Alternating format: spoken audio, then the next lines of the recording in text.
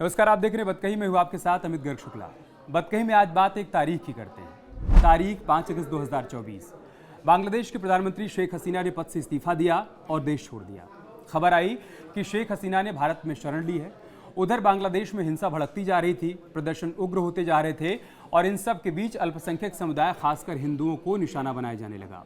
Target killing हुई, घरों को लूटा गया, मंदिरों में आग लगाई गई और मूर्तियों को तोड़ा गया। फिर एक और तारीख आई। तारीख थी 26 अगस्त 2024। उत्तर प्रदेश के मुख्यमंत्री योगी आदित्यनाथ आगरा में थे। सीएम यहां पर वीर दुर्गादास राठौर की प्रतिमा का अनावरण करने के लिए पहुंचे थे और इसी दौरान मंच से बोलते हुए उन्होंने कहा कि राष्ट्र सर्वोपरि है, राष्ट्र से बढ़कर कुछ भी नहीं हो सकता। लेकिन ये तभी संभव होगा जब हम सब एक साथ रहेंगे। हम बटेंगे तो कटेंगे। मुख्यमंत्री ने कहा कि बांग्लादेश में देख रहे हो ना क्या हो रहा है, ऐसी गलती यहां नहीं होनी चाहिए। एक रहेंगे तो सुरक्षित रहेंगे। बटेंगे तो कटेंगे। आप देख रहे हैं ना, बांग्लादेश में देख रहे हो ना। पहली बार था जब सीएम योगी आदित्यनाथ ने नारा दिया था, लेकिन इसके बाद कई मौकों पर और कई मंचों से सीएम योगी आदित्यनाथ ने अपने इस नारे को दोहराया। हरियाणा और जम्मू कश्मीर विधानसभा चुनाव प्रचार के दौरान ये नारा खासा चर्चा में रहा और अब महाराष्ट्र और झारखंड के साथ ही यूपी के उपचुनाव में भी ये नारा गूंज रहा है। ताकत का एहसास कराइए और ताकत का एहसास कराएंगे जो ये पत्थरबाज है, सड़कों पे आपके लिए झाड़ू लगा करके रास्ता साफ करते हुए दिखाई देंगे।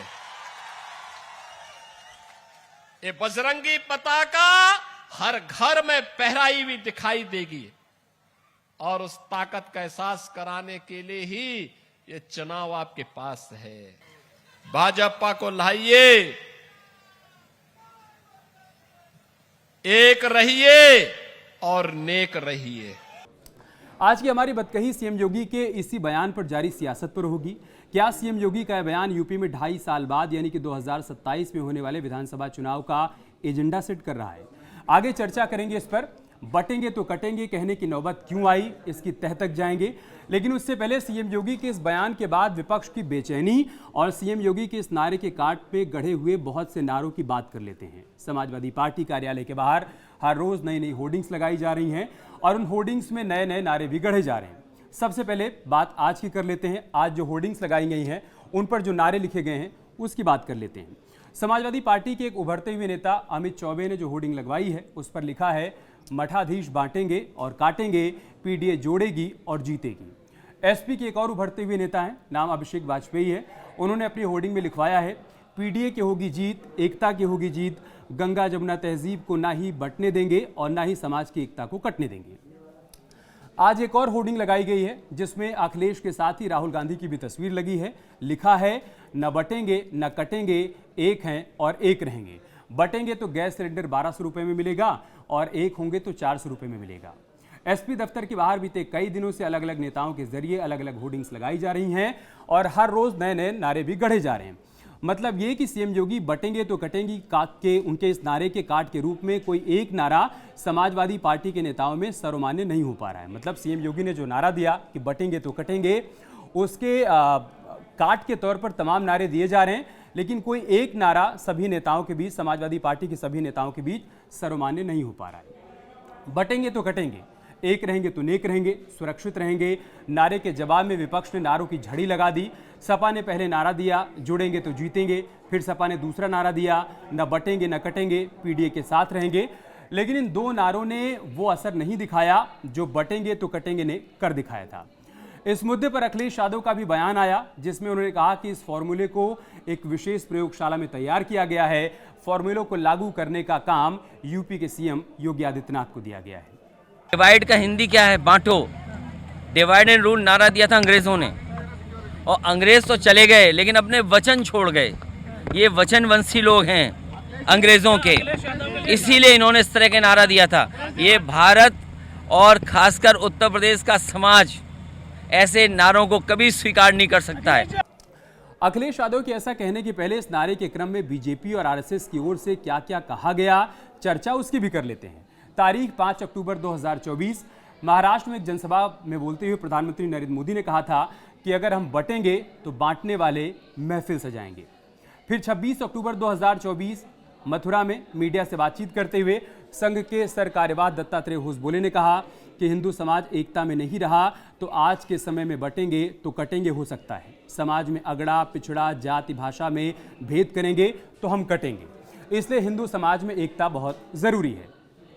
दरअसल इसी नारे ने जम्मू में खासा असर दिखाया। जम्मू विधानसभा चुनाव में इस नारे की बदौलत योगी आदित्यनाथ की सीट जिताने की जो स्ट्राइक रेट रही, जो दर रही, वो 90% रही और हरियाणा में 65%। सीएम योगी का स्ट्राइक रेट उनके नारे की तासीर बताने के लिए काफ़ी है। ये परिणाम इस बात की ताकीद करते हैं कि हरियाणा और जम्मू के लोगों ने बटेंगे तो कटेंगे नारे को कितनी संजीदगी के साथ लिया था।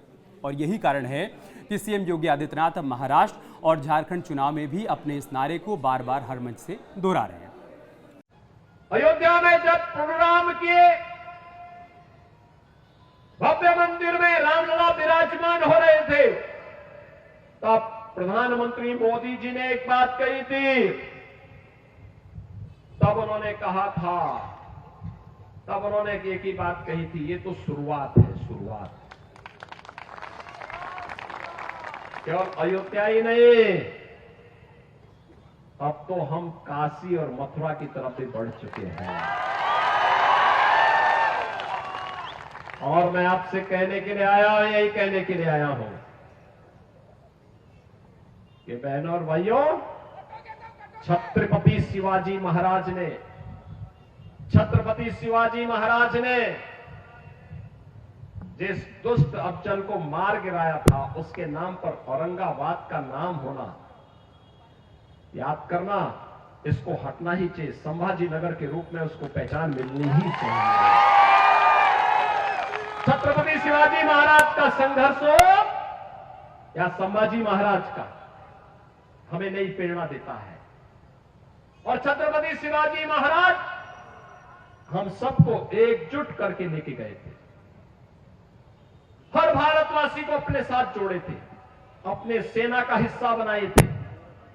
छत्रपति शिवाजी महाराज जिस एकजुटता का प्रदर्शन करके हिंदवी साम्राज्य की स्थापना किए थे, आज उसी का आह्वान करने के लिए, उन्हीं से प्रेरणा लेकर के मैं बार बार आपसे कहता हूं कि बंटिए मत। उन्हीं से प्रेरणा ग्रहण करके मैं आपसे कहता हूं, बंटिए मत। क्योंकि जब भी बटे थे तो कटे थे।